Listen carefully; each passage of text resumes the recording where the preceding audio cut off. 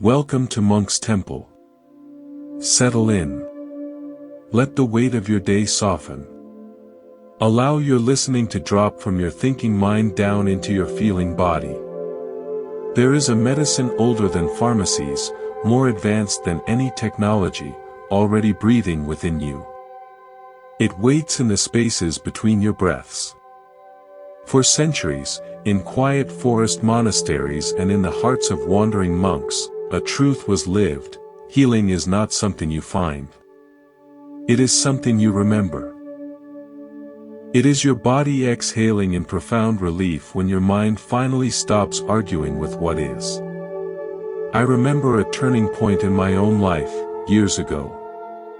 I was in a period of deep exhaustion, my mind a frantic, scattered thing. I had read every book, tried every quick fix. In a small, sun-dappled courtyard, I met an elderly teacher.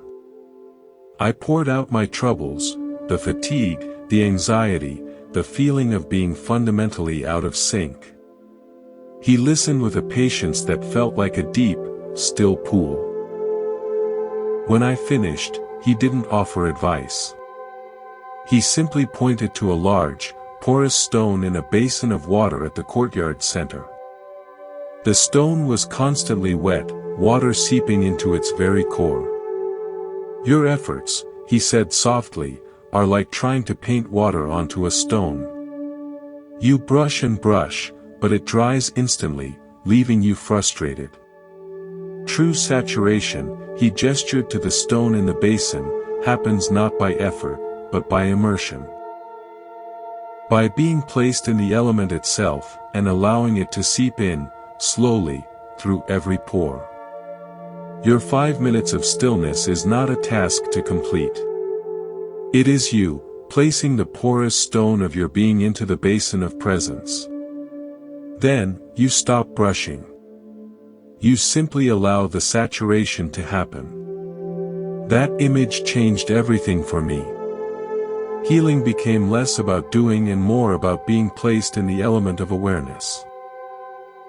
If the peace you feel right now, this sense of beginning to remember, is something you wish to cultivate, I warmly invite you to subscribe to Monk's Temple. By subscribing, you choose to place your stone in this basin regularly. You'll receive weekly guidance, stories, and silent sanctuaries to help you remember your wholeness.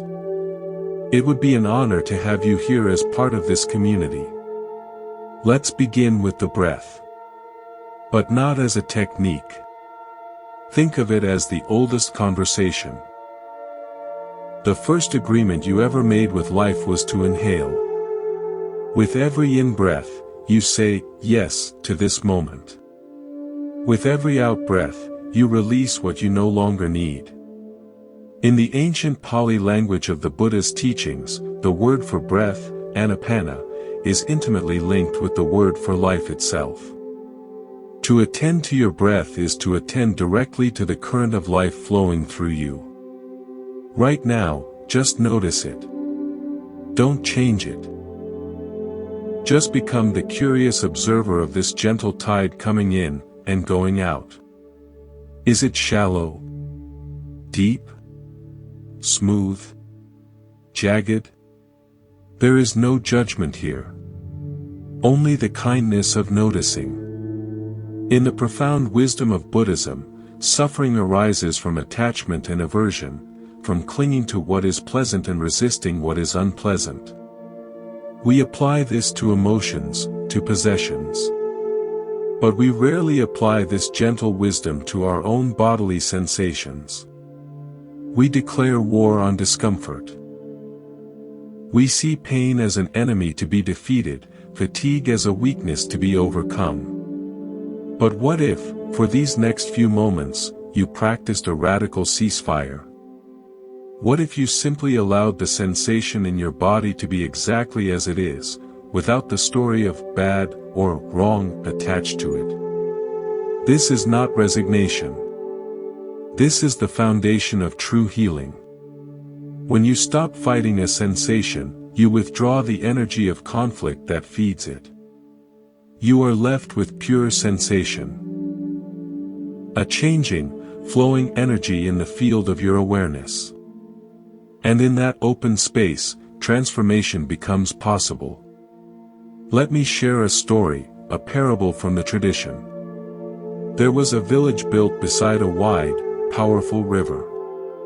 The villagers loved the river for its water and its fish, but they feared its strength. They built higher and higher walls to keep it contained, fearing a flood. Yet, each season, the river, sensing the resistance, would swell and test their walls, causing great anxiety and repair work. One year, a sage visited. He saw their struggle and said, "You are trying to be stronger than the river. You will always be tired. Come." He led them upstream to a place where the river valley widened into a great, gentle basin. "Here," he said, "the river is not weaker. It is vast. It has space. It does not need to push. Your pain, your fear, your illness. It is like the river. You have been building walls against it, fearing it will overwhelm you. But what if, instead, you became like this wide basin? What if you gave it space? Not to drown you, but to flow through you with less turbulence. Your meditation is the practice of becoming the wide basin, not the brittle wall.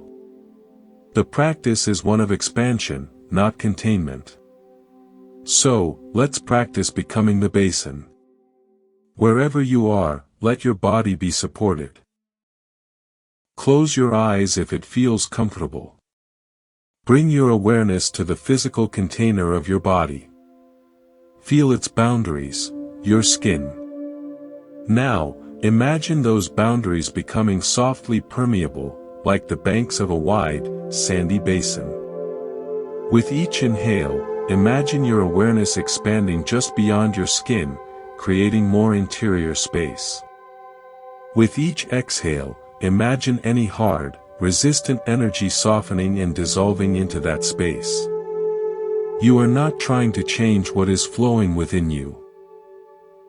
The river of sensation, thought, emotion. You are simply becoming a wider, more gracious container for it. Breathe as the basin. Inhale, expanding the space. Exhale, softening the edges.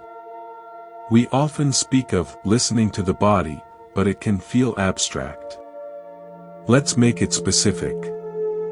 Bring your attention to your right knee. Just your right knee. Don't move it. Just feel into it. What is there? Perhaps a sense of pressure, of warmth, of fabric, of the subtle hum of circulation. There might be a dull ache, or a feeling of emptiness. Whatever is there, meet it with the same open curiosity you might give to listening to a faint, distant sound. Say inwardly, "Ah, this is the experience of the knee right now." Now, imagine your breath could flow directly to that knee, not through your lungs, but as if the breath originated in the center of the joint itself, bringing a gentle, illuminating awareness to every ligament, every cartilage cell. You are not fixing. You are shining the light of your kind attention into a forgotten corner of your being. This is how reconciliation begins, not with a treaty, but with a simple, acknowledging visit. The Buddha taught that all things are impermanent, anicca. This includes our pain, our anxiety, our diagnoses. They are processes, not permanent states. They are weather patterns in the sky of our being. When you solidify them into a permanent story, my chronic pain, my incurable anxiety, you freeze the weather. You build a house for the storm and then live inside it. The healing ritual is the act of stepping outside that house, even for 5 minutes, and looking up at the vast sky. You remember that you are the sky, spacious, aware, capable of holding all weather without being destroyed by it. The storm may still rage, but you are no longer cowering in a small house you built for it. You have remembered your true, sky-like nature. Let's rest in this sky awareness for a few moments. Let go of any focus on specific body parts. Let your awareness become diffuse, spacious, open. Imagine your mind is the open sky on a clear day. Thoughts are like birds passing through. Sensations are like clouds forming and dissolving. You are the boundless blue that holds it all, unchanged by their coming and going. Rest here. Breathe as the sky. From this place of spaciousness, we can begin a different kind of journey, a journey of gratitude.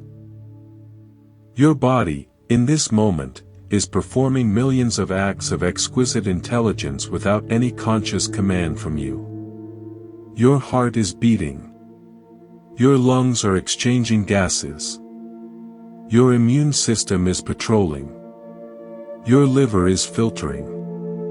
We so often pay attention only when something goes wrong, like a manager who only speaks to employees to criticize. Imagine the morale in such a workplace. Now, imagine you are the benevolent, grateful leader of this inner community. Take a moment to send a silent message of thanks to your heart. Thank you for your faithful, rhythmic service, every moment of my life. Send gratitude to your lungs. Thank you for your constant dance with the air, for gifting me life with every breath. This is not mere positivity.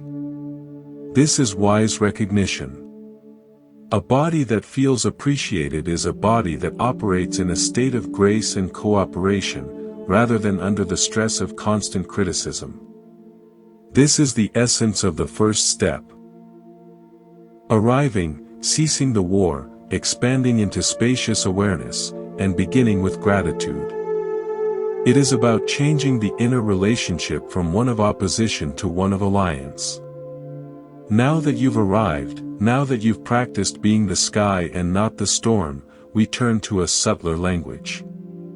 Beneath the words of your thoughts and the labels of your diagnoses, your body speaks in a fluent tongue of sensation. A whisper of warmth. An ache of longing. A thrill of energy. A hollow of sadness. These are its honest, unedited stories. To heal is to become literate in this silent language. There's a story from my own practice, years ago, when I was struggling with a tightness in my chest that no scan could explain. I kept trying to breathe it away, stretch it open, which only made me feel more besieged by my own body. My teacher at the time asked a simple question: what does the tightness feel like, if it were not called tightness? If you had to describe its texture to a blind friend, its color to someone who couldn't see, its sound to someone who couldn't hear, what would you say? I sat with it. I dropped the word tight and just felt. After a while, I found words arising. It feels like old parchment. Dry. Slightly brittle. A faded sepia color. It makes no sound, but it holds a silence that feels lonely. The moment I described it this way, something shifted. I was no longer facing an enemy called tightness. I was in relationship with a lonely, brittle, old parchment in my chest. My curiosity was sparked. My compassion stirred. Without me doing anything to fix it, the sensation itself began to soften, to moisten, as if my compassionate attention was a gentle rain on old paper. This is the alchemy of listening beyond the label. The Buddha often taught through direct experience, not abstract theory. He would point to a feeling, a perception, and guide his disciples to investigate its nature. This investigation, vipassana, is a deep seeing into the truth of our experience. When you investigate a bodily sensation with this kind of gentle, persistent curiosity, you often find it is not a solid block. It has a beginning, a middle, and an end. It pulsates. It changes temperature. It moves. By observing it so closely, you break the hypnosis of its solidity. You see it as a process, and in that seeing, you find freedom. Let's practice this now. Bring to mind a slight, manageable discomfort. Perhaps a minor tension in your neck, a faint ache in your lower back, a sense of heaviness in your eyelids. Don't choose your greatest challenge, choose a whisper, not a shout. Now, bring your full, gentle attention to that area. Drop the label, ache, tension. Become a scientist of pure sensation. Ask inwardly. What is its precise location? Can you map its edges? What is its texture? Is it gritty, smooth, fuzzy, sharp? What is its temperature? Is it warmer or cooler than the surrounding area? Does it have a pulse? Does it throb, vibrate, or is it still? Does it change as you observe it? Do this not to make it go away, but simply to know it truly. This is an act of profound intimacy with your own being. You are saying, I am willing to know you, exactly as you are. In that willingness, the war ends. The sensation may remain, but the suffering, the story of resistance around it, often dissolves. I want to share a modern parable. A woman named Clara had lived with ringing in her ears, tinnitus, for years. It was a constant, high-pitched hum that doctors said she must learn to live with. She lived in a state of low-grade war with this sound, which exhausted her. One day, in desperation, she tried something different. Instead of fighting it, she decided to meditate with it. She sat quietly and made the sound her sole object of attention. She listened to it as if it were the most important symphony in the world. She noticed its pitch, its constancy, its slight fluctuations. After about 10 minutes of this deep, non-resistant listening, a strange thing happened. The sound didn't disappear, but her relationship to it did. It was no longer an invasive ringing in her ears. It had become simply a sound that was happening, like the sound of the wind or the distant fridge hum. It lost its personal, threatening quality. It became part of the landscape of the moment, neutral. And in that neutrality, she found her peace. She had not healed the tinnitus, she had healed her relationship to it. And that made all the difference. This points to a core Buddhist principle: the end of suffering lies not in changing the world of sensations, but in changing our relationship to it through wise understanding and acceptance. Your body is not asking you to be a magician who banishes all discomfort. It is asking you to be a compassionate witness who can hold it all without falling apart. Now, let's introduce the concept of the inner healer. This is not a mystical entity, but a metaphor for your body's own innate, intelligent life force. In traditional systems, it's called prana, or chi. In the simplest terms, it is the organizing principle that knows how to heal a cut, fight an infection, digest your food, and knit a bone. You don't have to tell your cells how to do this. They know.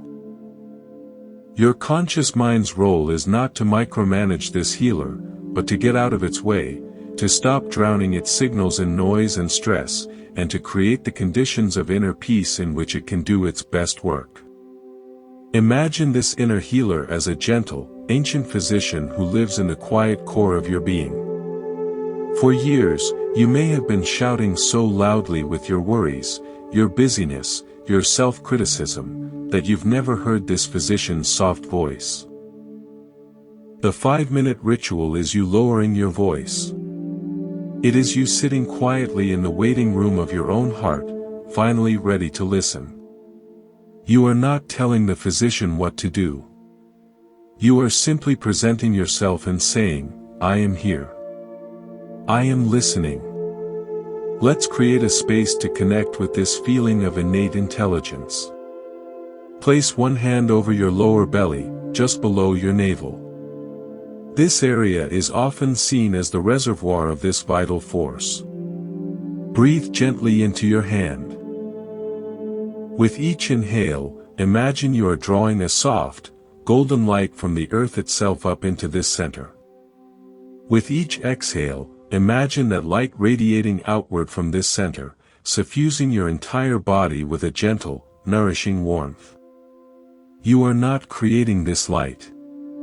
You are simply acknowledging it, inviting its flow. You are tuning yourself to the frequency of your own vitality.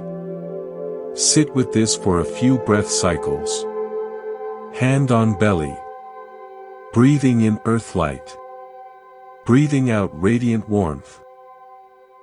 From this place of connection, we can understand a story about a monastery garden. The monks had a plot of land for vegetables, but no matter how carefully they weeded and watered, the plants were stunted and weak. An old gardener monk visited. He didn't look at the plants first. He knelt down and put his hands in the soil. He felt it, smelled it, sat with it. You are tending the leaves, he told the monks, but you have forgotten the soil. The soil is tired. It has given without receiving. He taught them to compost, to rotate crops, to let parts of the garden lie fallow. Within a season, the garden flourished. Your conscious mind is like the monk tending only to the visible leaves, the symptoms, the thoughts. Your 5-minute ritual is you, putting your hands in the soil of your being. It is you tending not to the symptom, but to the inner environment, the quality of your awareness, the peace in your nervous system. When the soil is rich and rested, the plant, your health, naturally thrives. So we have two threads now, listening to the silent language of sensation with curiosity, and trusting the innate healer by cultivating a peaceful inner soil. We weave them together not by force, but through a gentle, daily return. Imagine your body is not a solid statue, but a living stream. For years, you've stood in the middle of this stream, trying to hold on to certain leaves floating by, pleasant sensations, happy memories, while pushing away others. Painful feelings, fears. Your arms are tired from grasping and fending off. The ritual of release is the simple, profound act of stepping back onto the bank. You sit on the soft earth and you watch the stream flow. You let the leaves, all of them, come and go. You are no longer in the struggle of the current. You are the peaceful witness on the shore. This is the posture of healing. I learned this from a master potter in a mountain town. I watched him for hours, centered at his wheel. His hands were steady, but they did not clutch the clay. He said, if you grip too tight, you deform the vessel. If your hands are too loose, the whole form collapses. The magic is in the balanced touch, firm enough to guide, soft enough to feel the clay's own will as it rises. Your body is this clay. Your awareness is these hands. Your pain, your tension, it is not an enemy to be crushed. It is information. It is the clay telling you where it needs more space, more gentleness, a different kind of support. Every time you sit in meditation, you are practicing that potter's balanced touch on the clay of your own being, guiding, not gripping, feeling, not forcing. So let's practice stepping onto the bank. Settle into your posture. Feel the stream of sensations flowing within you. There's the coolness of the air on your skin, the pressure of the seat, the hum of digestion, the memory of an emotion. Watch them all as leaves on the water. Your job is not to organize the leaves. Your job is to feel the sun on your face as you sit on the bank, and to watch the water flow. Whenever you find your awareness has jumped back into the stream and is trying to grab a leaf, perhaps a worrying thought about tomorrow, gently notice. Ah, I am back in the stream, grasping. And with the next exhale, imagine yourself being lifted by that breath and placed back on the soft, mossy bank. This is the entire practice. Not a state of perfect detachment, but the gentle, repeated return to the position of the witness. This is the core of mindfulness, sati, remembering where you are, again and again. Now, let's invite a story about release. In a valley between two peaks, there was a sacred spring. The water was pure and healing. But over centuries, people began to throw tokens into the spring, coins for wishes, ribbons for prayers, stones for remembrance. The spring became so cluttered that the water could barely bubble to the surface. It grew stagnant. A young monk was given the task of cleaning it. He started by trying to pull out the biggest stones, but it was exhausting and disturbed the mud. An elder stopped him. "You are working against the water," she said. "Do not pull. Simply create a gentle channel beside the spring. Then, with the lightest touch, guide one item at a time from the center into the channel. The water's own flow will carry it away. Your effort should be no greater than pointing a leaf in the right direction." Our bodies are that sacred spring. Our held tensions, old emotional wounds, habitual stresses are the tokens clogging the flow of our vital energy. Our 5-minute ritual is not a violent dredging. It is us, sitting quietly, creating a channel of compassionate attention. With the lightest touch of our awareness, we point to one small, stuck thing, a clenched jaw, a knot of regret, and we let the natural flow of our breath carry it slowly, gently, away. One small item per sitting. That is enough. The spring clears over time, not by force, but by consistent, gentle direction. Let this be a physical practice now. Scan your body softly from head to toe. Where do you feel the most clutter, the most density? It might be in your forehead, your shoulders, your gut. Choose one area. Don't attack it.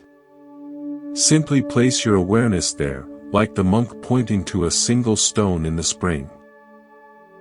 Now, on your next exhale, imagine your breath is the clear water of the spring, flowing through that specific area.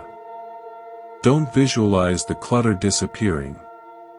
Just feel the water flowing through it. On the inhale, rest. On the next exhale, feel the water flowing again. You are not the one removing the stone. You are simply restoring the flow of water around it, trusting that in time, the flow itself will loosen what is stuck and carry it naturally downstream. Do this for 10 breath cycles. This is healing as hydrology. The Buddha taught that all compounded things are without a permanent, independent self, anatta. This includes the pain, the anxiety, the very identity of the sick one. When you look deeply at a sensation, you see it is dependent on causes and conditions: what you ate, how you slept, a thought you had, a memory that was triggered. It is not a solid, unchanging me. This understanding is profoundly liberating. It means the heavy diagnosis, the chronic label, is also a stream of changing conditions, not a life sentence. Your practice of observing sensations without clinging to them as mine is a direct investigation into this truth. You are, breath by breath, loosening the glue of identification that binds you to suffering. Now, let's engage with a longer, nurturing visualization, a practice for the inner seasons. Your body has its own seasons. There are times of spring-like growth and energy, times of summer's full bloom, times of autumn's release, and times of winter's deep, necessary rest. We often resist the autumn and winter within us, trying to force an eternal summer. But healing respects all seasons. Close your eyes. Imagine it is a soft, golden autumn within you. The trees of your nervous system are letting go of their leaves. These leaves are all the things you no longer need. Yesterday's irritations, old fears that have lost their truth, fatigue that has served its purpose. See them as beautiful, releasing leaves of crimson and gold. With each exhale, one leaf detaches and floats gently down to the rich, dark soil at your feet. It is not a loss. It is a returning. The soil will compost this leaf into nourishment for next spring's growth. Breathe and release. Leaf by leaf. You are not forcing the tree. You are simply witnessing and approving of its innate, wise rhythm. Allow this inner autumn to do its work of release for a full minute. Now, let the scene shift gently to inner winter. A soft, quiet snow begins to fall within you, covering the forest floor of your being in a blanket of peaceful, silent white. Everything is still. Everything is resting. This is not deadness. This is deep, potent rest. The seeds of your vitality are safe below the surface, gathering strength in the dark and the quiet. Your job is simply to honor this hibernation. To be as still and patient as the winter landscape. Breathe softly, as if your breath itself is the gentle fall of snow. Rest here, in the healing silence of your own inner winter. This practice of aligning with your inner seasons creates a profound harmony. It tells your body, I am not at war with your natural cycles. I trust your wisdom. This trust is the most powerful medicine. We've practiced release, letting leaves fall in an inner autumn. Now we turn to a deeper, more subtle layer of holding. We turn to the stories we carry, not in our minds, but inscribed in the very tissues of the body. Stories of past hurts, of old disappointments, of moments we felt small or afraid. The body remembers what the mind tries to forget. And so, healing must include the sacred art of forgiveness. Not as a moral obligation, but as a physiological necessity. In the compassionate framework of Buddhism, forgiveness is the ultimate release of the poison you carry, expecting another to be harmed by it. I once visited a hermitage where an old nun tended a garden of medicinal herbs. One plant, with beautiful, broad leaves, was vital for healing poultices. But it was being choked by a persistent, thorny vine. Every day, she would carefully, meticulously unwind the vine from the plant's stem, talking softly to both. I asked her why she didn't just cut the vine. She said, the vine is not evil. It is just doing what vines do, seeking light. To cut it with anger would send a shock through my hands into the soil, and the medicine plant would feel that violence, too. To unwind it with patience sends a different message, to the vine, to the plant, to the earth. It says, there is room for you elsewhere. Go find your light without blocking another's. She was teaching me that forgiveness is not destruction of the other, the thorny memory, the person who hurt us. It is the patient, daily unwinding of its grip on our life force, so both can find light without choking the other. Your body holds these vines. A clenched jaw holding back unspoken words. A sunken chest guarding an old heartache. A hardened belly armored against past betrayal. These are not character flaws. They are the intelligent, if outdated, architecture of self-protection. Forgiveness, in this somatic sense, is the process of speaking kindly to these guarded places. It's telling your sunken chest, I see you. You were trying to keep me safe. Thank you. You can relax now. I am here, and I am strong enough to feel this. This is how you unwind the vine.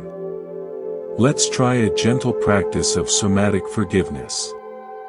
Bring your awareness to your heart center, in the middle of your chest. Place a hand there if it feels comforting. Breathe into that space. Now, ask inwardly, without forcing an answer, what old story is held here? Don't search for a narrative. Wait for a sensation, a tightness, a hollow feeling, a flutter, a ache. Whatever arises, meet it with the nun's patience. On your inhale, breathe into that sensation.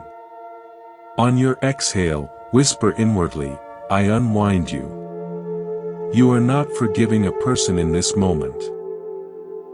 You are forgiving the body for having to hold the story for so long. You are forgiving the protective tension for its faithful service.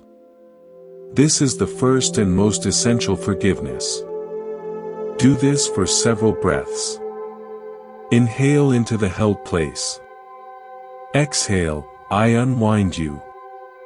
The Buddha taught that holding on to anger is like grasping a hot coal to throw at someone else. You are the one who gets burned. The physiological truth of this is profound.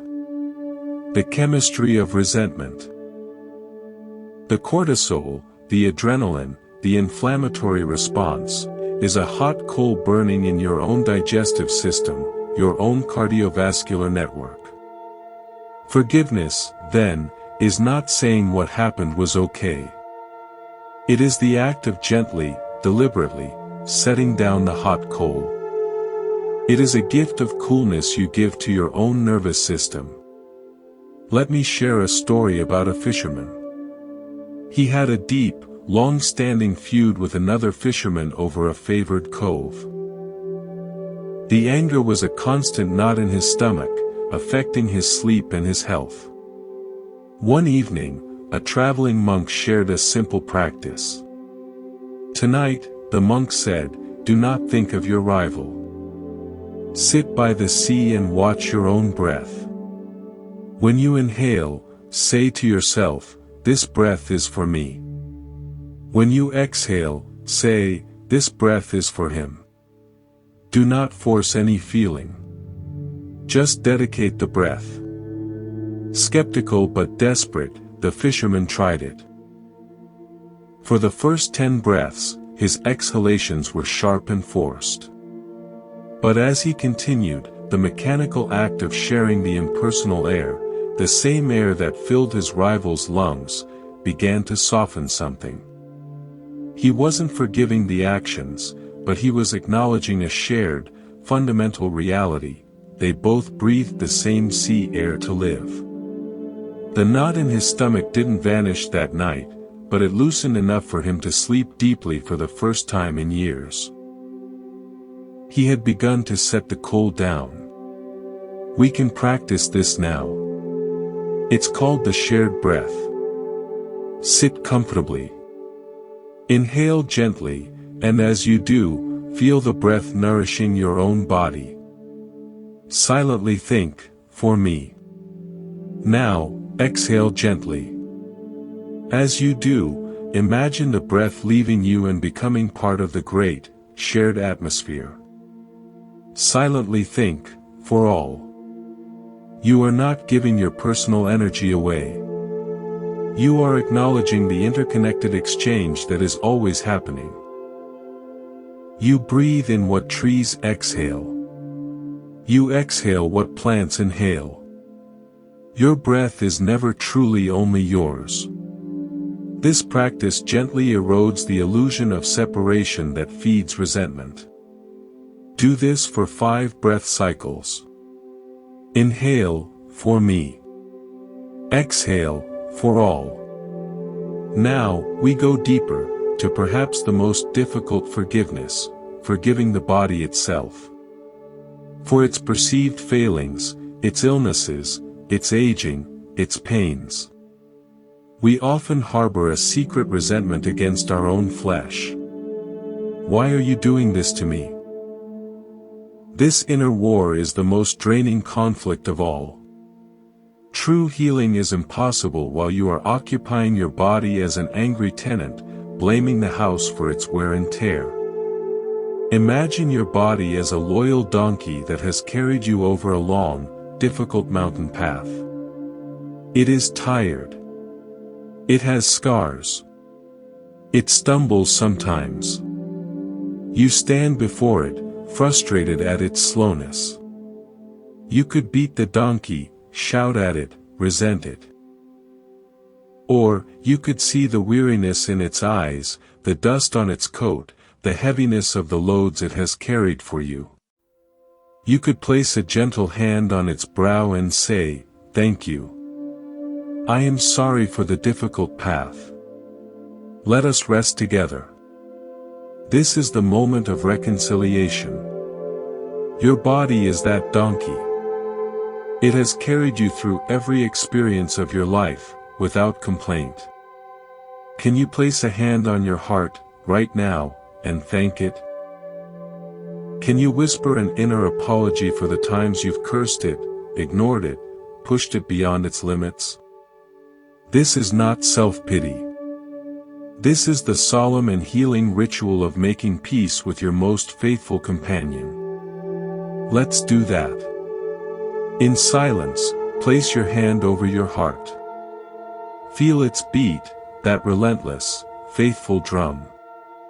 With your inner voice, speak to your body. You might say, "Thank you for carrying me. I am sorry for the war. I am here now. Let us rest together." Wait for a feeling, a sensation, a sigh, a tear, a warmth, a release. Whatever comes, let it be. This is the beginning of a truce. Forgiveness clears the debris from the sacred spring. It allows the waters of your life force, your prana, to flow without the bitter taste of old poison. It creates the inner peace that is the prerequisite for the body's deepest intelligence to operate. You are not just healing a symptom. You are healing the very relationship that allows you to inhabit your life. We have practiced forgiveness, unwinding the vines that constrict our hearts. Now, we must address the visitor that often feels most unwelcome, pain.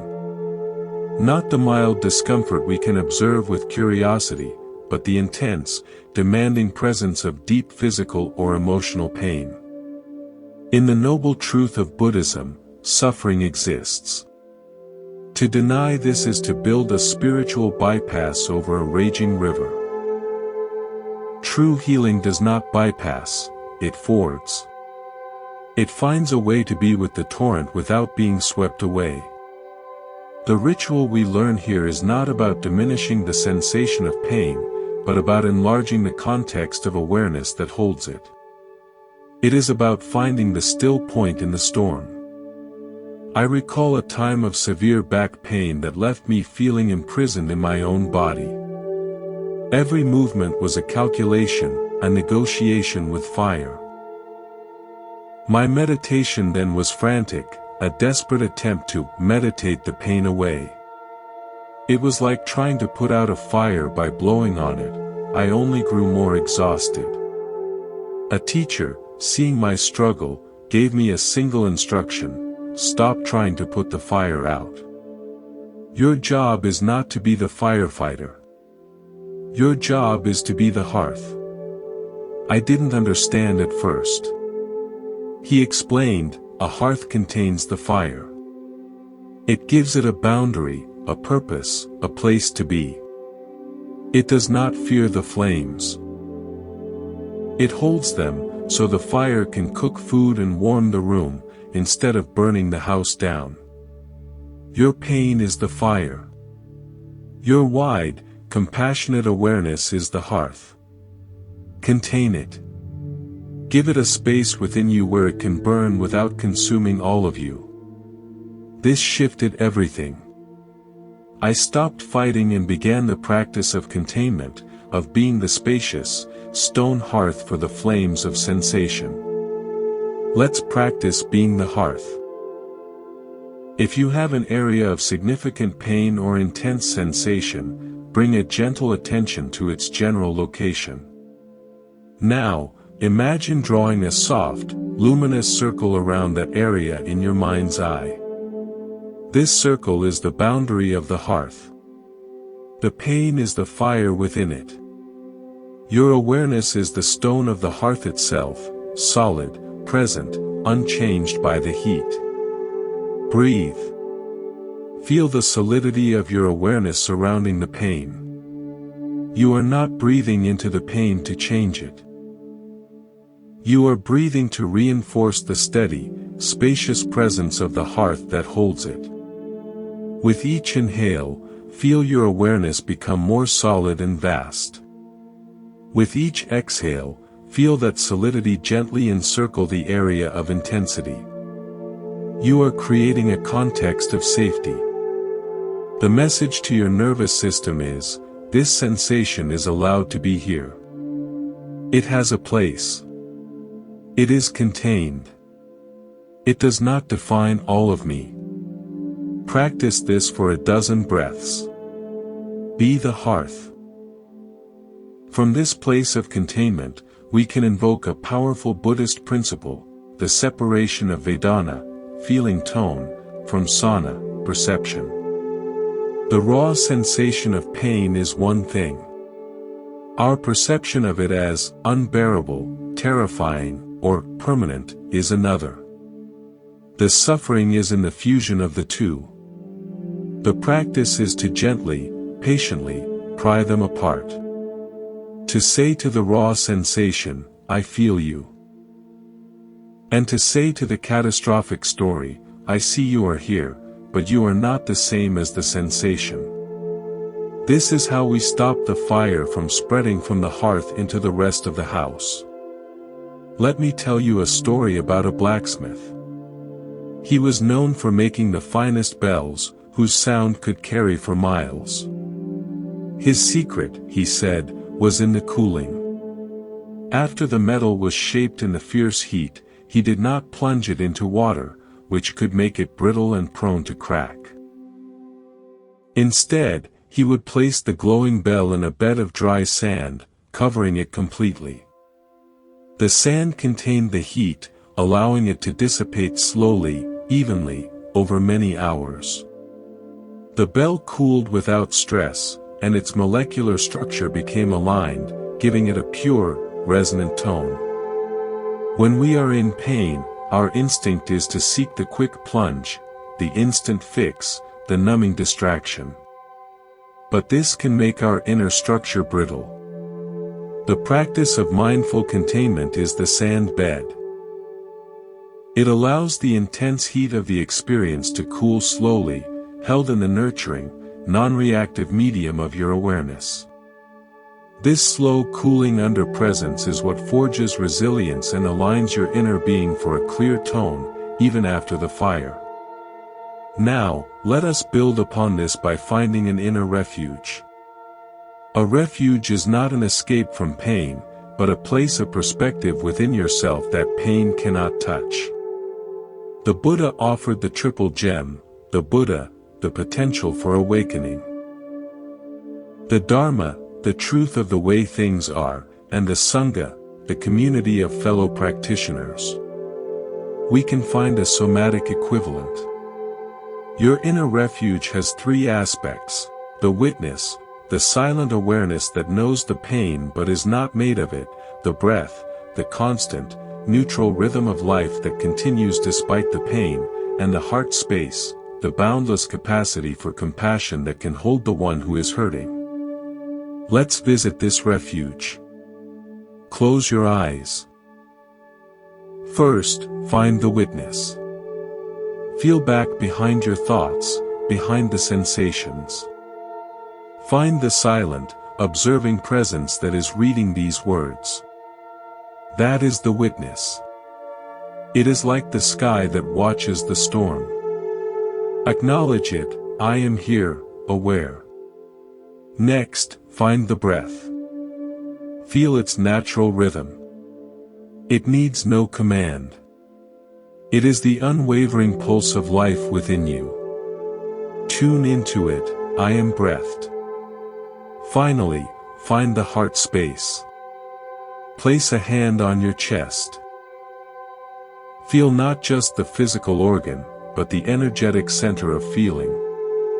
Imagine it expanding with a soft, radiant light, a light of unconditional kindness for the being experiencing this moment.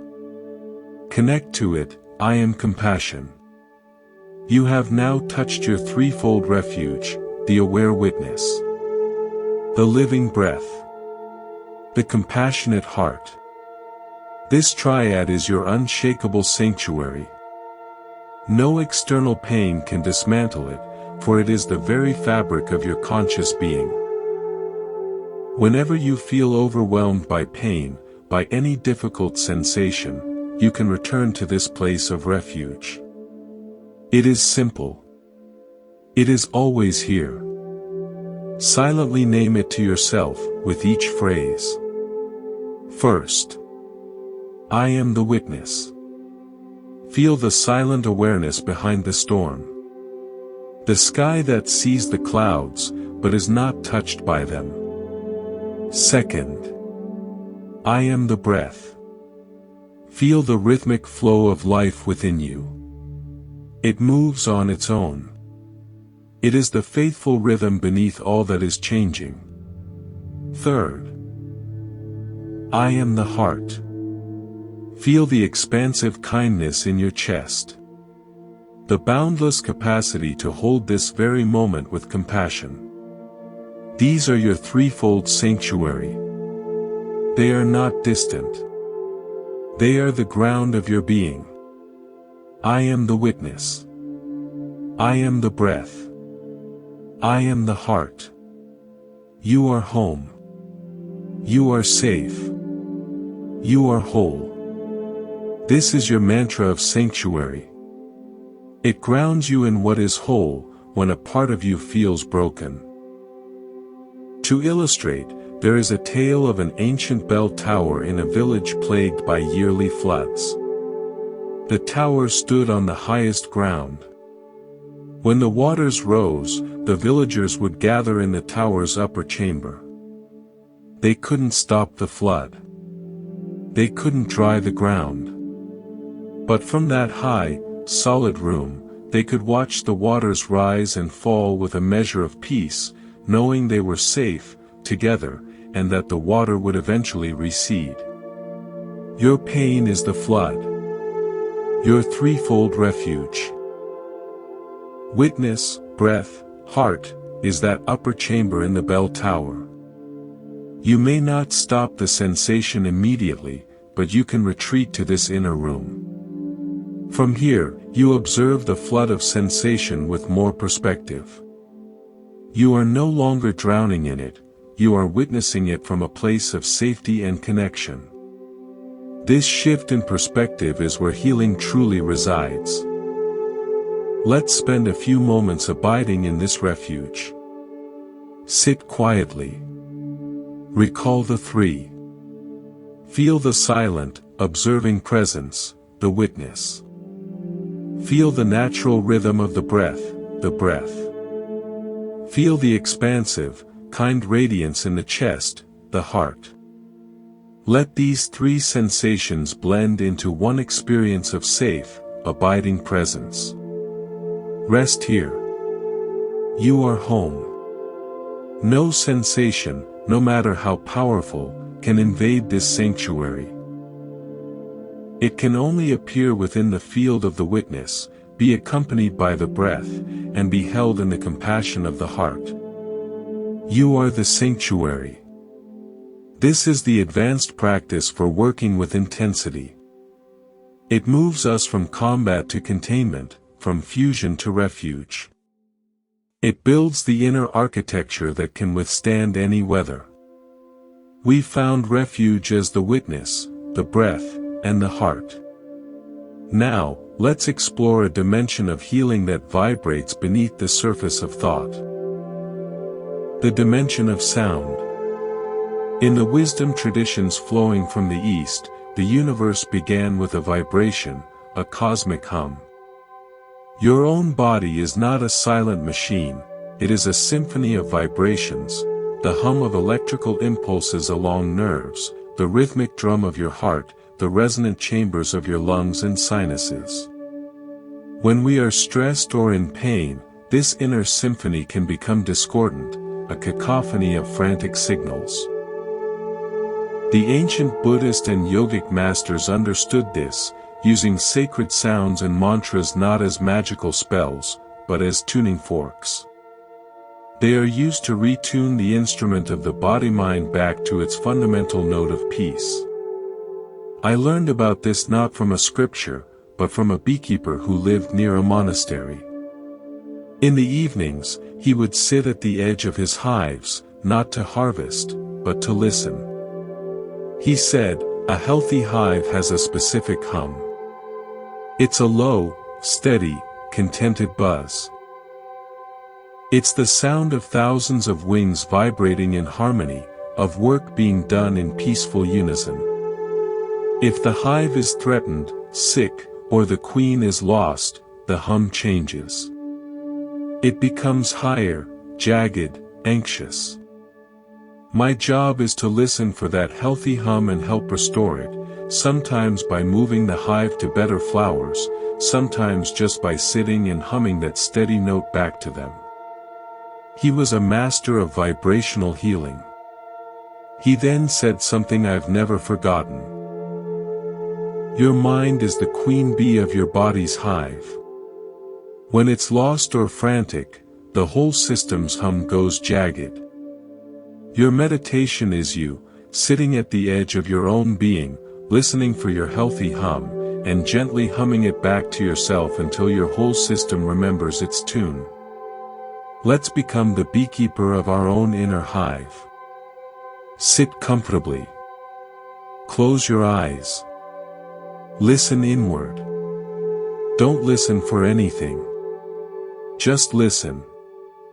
What is the baseline sound of your being in this moment? Is it a high-pitched static of anxiety? A low drone of fatigue? A silent hum of neutrality? There's no right answer. Just listen. This is diagnostic, not judgmental. You are simply noting the current tone of your hive. Now, we introduce the tuning fork. You don't need a traditional mantra unless one calls to you. The most accessible and powerful sound is the one you create, your own hum. Take a comfortable breath in.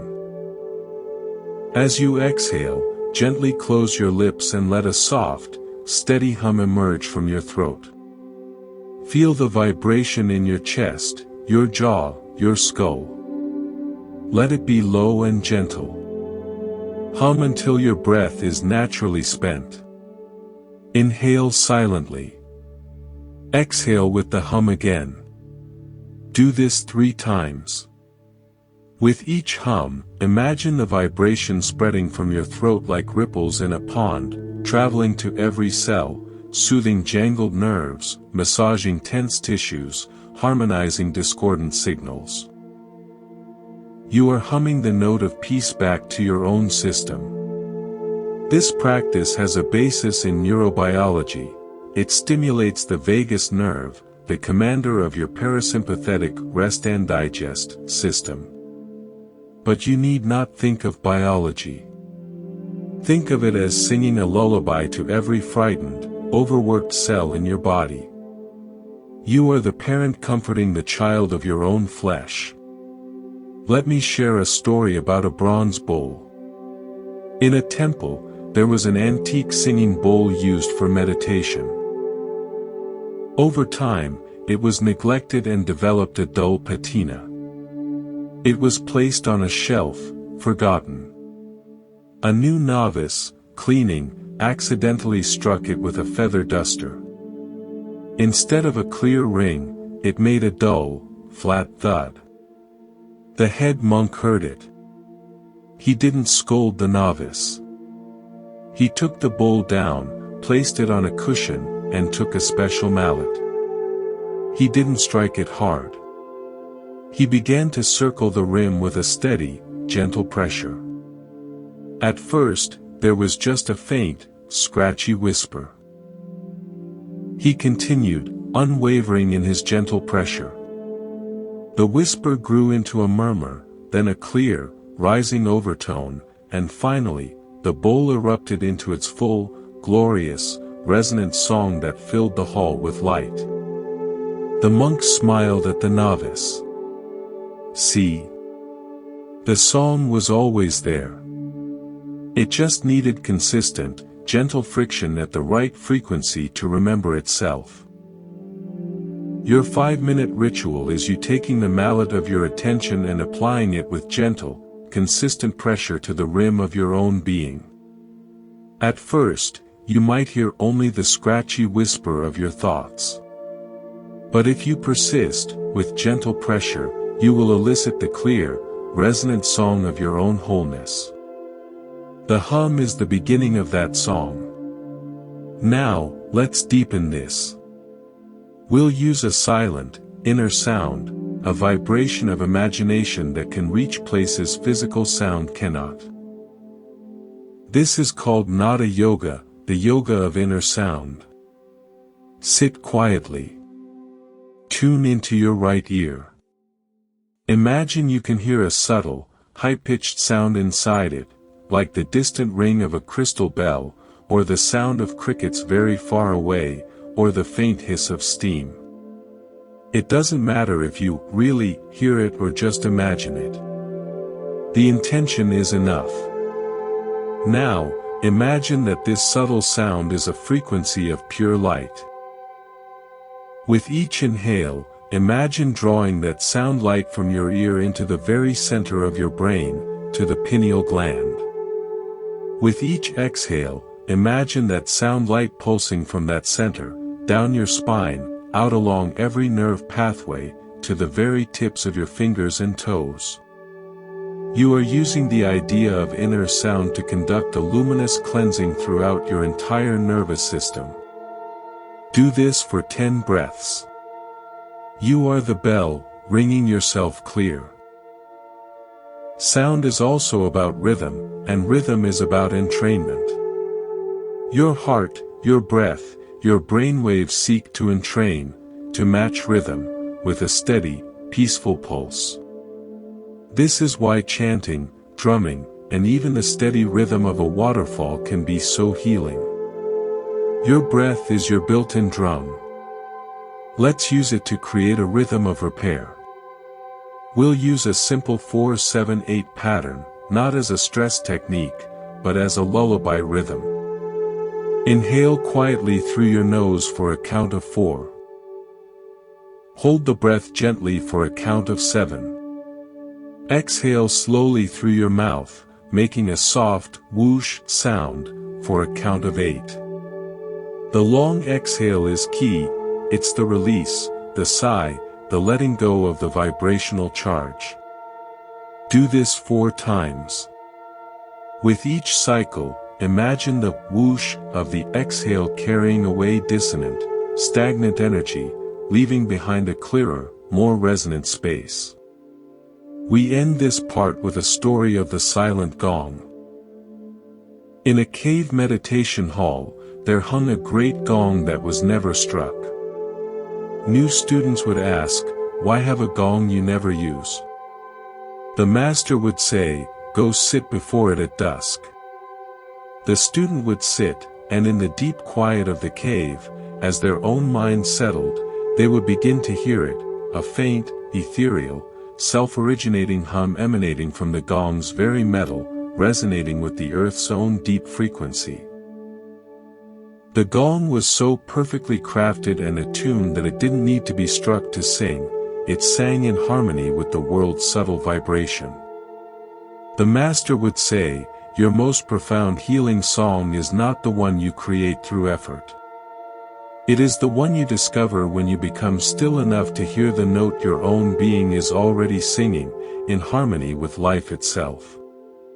Your practice is not about striking yourself to make noise. It is about polishing the metal of your awareness through silence, until you can hear your own essential, perfect note. Your hum, your breath, your listening, all are ways to polish the metal, to hear the silent gong of your wholeness already singing within. Spend a final minute in silence. Don't hum. Don't chant. Just listen. Listen for the silent gong of your own being. Listen for the healthy hum of your inner hive, now perhaps a little more tuned, a little more peaceful. This listening is itself the deepest healing. We have used sound to tune our inner instrument. Now, we turn to the silent language of imagery. The mind thinks in pictures long before it forms words. A memory is an image. A fear is often a scene. A hope is a vision. In the profound psychology of Buddhism, the mind, citta, is a painter, constantly creating pictures on the canvas of awareness. Often, without our conscious choice, it paints pictures of lack, of threat, of past wounds projected into the future. These images generate feelings, and those feelings create chemistry in the body, chemistry of stress, of inflammation, of contraction. But if the mind can paint pictures that cause disease, it can also paint pictures that encourage healing. This is not naive positive thinking.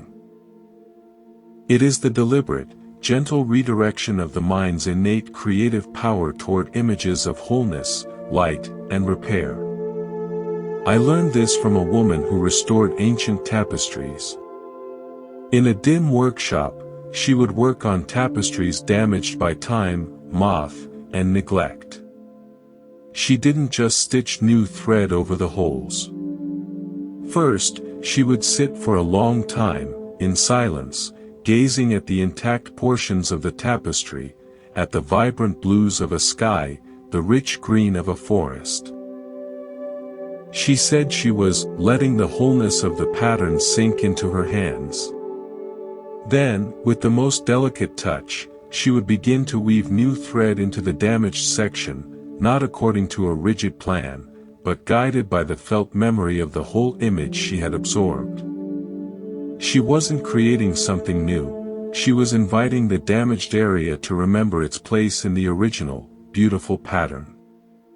Our healing visualizations are like this. We are not imposing a foreign image of perfection onto the body. We are sitting in silence, feeling into the inherent wholeness of our being, the intelligence in our cells, the rhythm of our heart, and then, with the gentle thread of our imagination, we invite a distressed or pained area to remember its place in that wholeness. Let's practice this tapestry restoration. Close your eyes. Bring to mind a part of your body that feels unwell, tired, or in pain. Don't focus on the hole in the tapestry yet. First, bring your awareness to a part of your body that feels good, alive, and vital. It might be the palms of your hands, feeling warm. It might be the easy flow of breath in your throat. Feel the aliveness there. Soak in the sensation of that intact portion of your tapestry. Feel its vitality, its peace, its natural intelligence.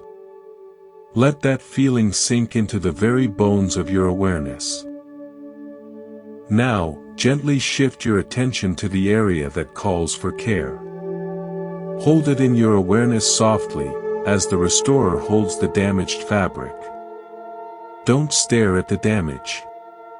Instead, from the place of wholeness you just connected with, imagine a single thread of that feeling, of aliveness, of warmth, of peaceful intelligence, beginning to gently weave into the distressed area. See it as a thread of soft, gold light. You are not attacking the pain. You are not covering it up. You are simply connecting it, with this golden thread, back to the undamaged wholeness that still exists within you. Imagine the thread making one gentle loop, connecting the vibrant area to the pained area. Then another. Breathe. You are mending the connection, not fixing the flaw. Do this for a minute. Breathe, and weave the golden thread of remembered wholeness. The Buddha taught about the power of samadhi, concentrated, collected mind. A mind scattered in fear paints chaotic pictures.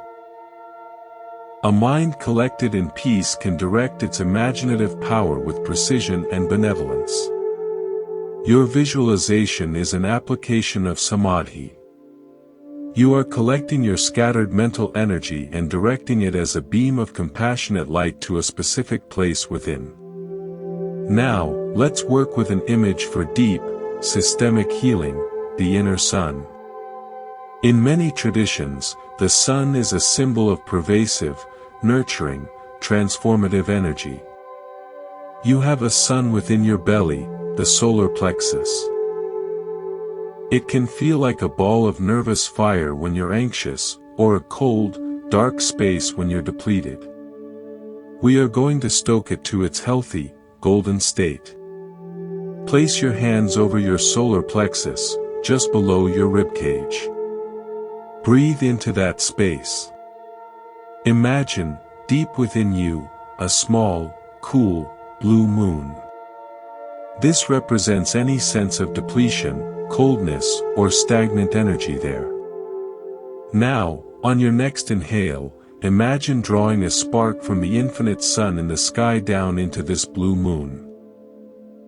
On the exhale, see the spark land in the moon's center. Inhale another spark. Exhale, it joins the first.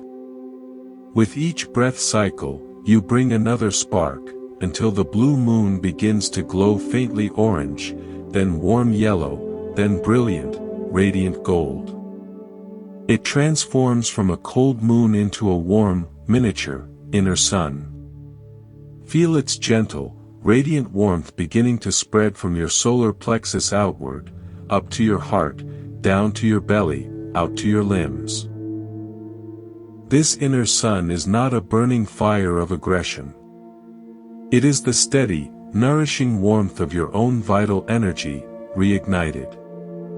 Let it glow and spread its light for a dozen breaths. You are not creating energy from nothing, you are remembering and rekindling the energy that is always there. Let me tell you a story about a lantern in a labyrinth. A seeker entered a vast, dark labyrinth, carrying a small lantern. His fear was that the lantern would go out, leaving him in utter darkness.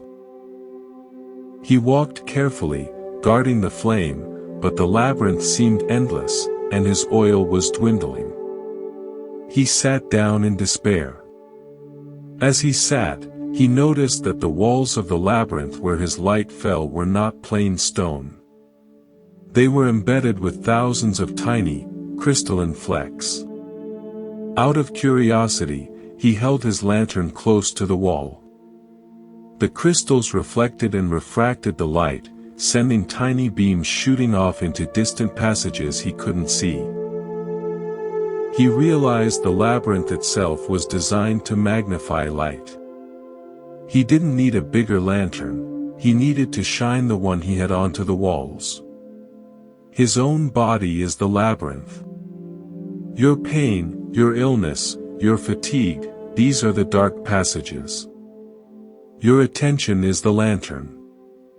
When you focus the lantern of your attention directly on the problem, the light can feel small and the oil, your energy, drains fast. But when you shine your attention, your loving, curious awareness on the areas around the problem, on the whole system, you illuminate the reflective crystals of your body's innate intelligence. The light is magnified, reflected, and begins to illuminate the dark passages from many angles. Your visualization is you, shining your lantern of awareness onto the crystalline intelligence of your liver, your blood, your breath, trusting that light will find its way into the dark places by reflection, not by direct, exhausting force. We will now do a reflective light practice. Think of a specific health challenge. Now, instead of putting your attention directly on it, place your attention on the organ or system that is its closest ally. If it's a joint pain, focus on the healthy circulation of blood and synovial fluid throughout your body. If it's digestive trouble, focus on the wise, nurturing intelligence of your liver or your gut microbiome. If it's anxiety, focus on the steady, grounding strength of your bones. Shine the lantern of your gratitude and awareness on that ally. Thank it.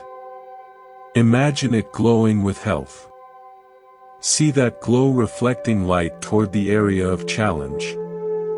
You are healing by association, by reflection, by strengthening the allies of wholeness. Finally, we visit the most potent image of all, darkness itself. We fear the dark within, the unknown of illness, the void of pain. But in the deepest Buddhist meditations, darkness is not the enemy, it is the womb. It is the fertile, silent space from which all form emerges. Your body was formed in the dark womb. Your deepest healing occurs in the dark of night, during sleep. Can you make friends with the inner dark? Bring your awareness to a place that feels numb, empty, or unknown within you. Instead of trying to fill it with light, simply acknowledge the darkness. Say inwardly, I welcome this dark space. It is the place of rest, of potential, of deep knowing. Imagine this darkness as rich, fertile, warm soil. It is not a scary void, it is a nurturing ground.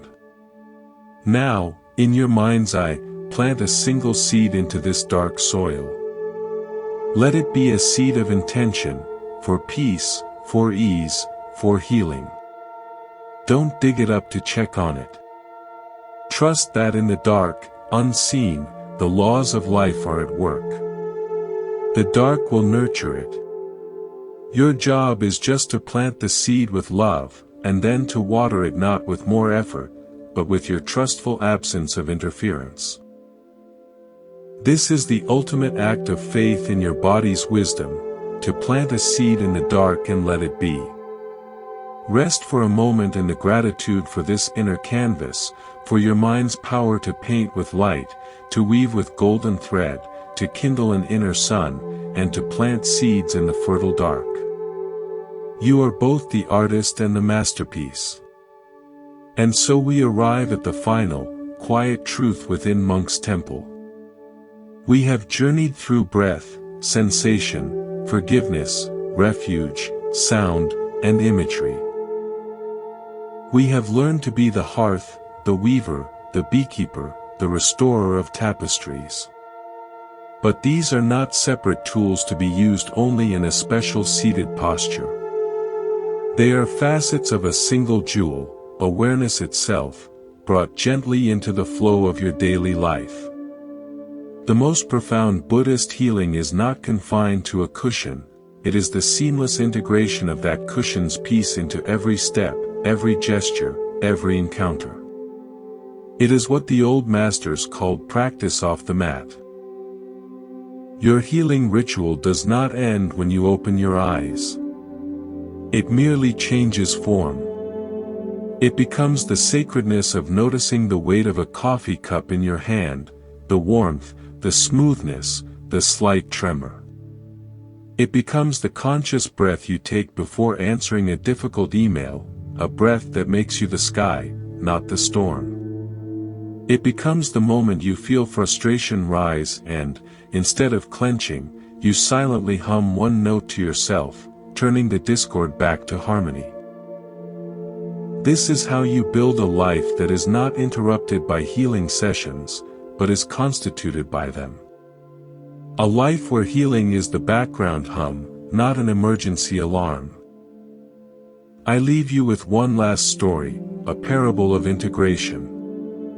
A young monk was tasked with carrying a bowl of oil across a bustling village square, filled with dancers, merchants, and arguing townsfolk. His master said, "Spill one drop, and you will clean the entire square with a toothbrush." Terrified, the monk moved with hyper-focused, stiff precision, his eyes locked on the bowl, his body tense. He made it across without spilling a drop, but he was exhausted, having experienced nothing of the square. The master said, "Now, take this empty bowl. Cross the square again. This time, do not spill the awareness of the oil you are not carrying." Puzzled, the monk began to walk. He noticed the colors of the dancers' robes. He heard the melody of the music. He saw the expressions on people's faces. He felt the sun on his skin and the earth under his feet. He arrived on the other side, refreshed and alive. The master smiled. The first crossing was healing as a fragile, burdensome task. The second crossing was healing as a state of being, aware, open, and engaged with life, while still completely mindful of the empty, peaceful bowl of your center. Carry your empty bowl. This is your ongoing practice. Your body is not a fragile bowl of oil you must protect from life. It is the empty bowl of awareness that you carry through life. Your 5-minute ritual is the daily reminder of the bowl's emptiness, its capacity, its peace. The rest of your day is you walking through the vibrant square, feeling it all, engaged with it all, yet never spilling the essential, quiet awareness at your core. Therefore, let your ritual be nothing more, and nothing less, than this simple, daily dedication. First, in the morning. Sit. Feel the bowl of your being, empty, open, and receptive. Breathe gently into that space. And set a soft, inner intention. Whisper to yourself, today, I carry my empty bowl. Second, throughout your day, pause. 1,000 times, if needed. Pause for just one single breath. In that breath, feel the bowl. Remember the heart that contains, the witness that sees, the hum that tunes. Then, with that remembrance, proceed. Third, in the evening. Sit once more. Review your day. Not through thoughts, but through sensations. Where did you spill into tension? Where did you forget? It does not matter. Without judgment, simply feel the bowl again. Feel its empty, peaceful space. Thank your body for its journey, for carrying you through another day. And finally, plant one small seed of gratitude, in the dark, fertile soil of your heart. This is your practice. Simple. Dedicated. Complete. You are not trying to become a different person. You are remembering how to be the person you already are, fully inhabiting the temple of your senses. Healing, in the deepest Buddhist sense, is the return to your original, undivided nature before the stories of sickness and health began. It is the profound homecoming to the present moment, where the body is simply as it is, the breath flows without command, and awareness rests in its own boundless, healing nature. You have everything you need. The ritual is just the map back to the territory you have never left. The peace you seek is the peace you are. The healing you long for is the wholeness you have always been. Thank you for walking this path. Thank you for honoring your temple. Go in peace, carry your empty bowl, and may your every step be a sacred pilgrimage home. If this sanctuary has been a refuge for you, I humbly invite you to subscribe to Monk's Temple. Your subscription is a gentle bell that calls our community back to peace each week. Share this with someone whose soul is weary.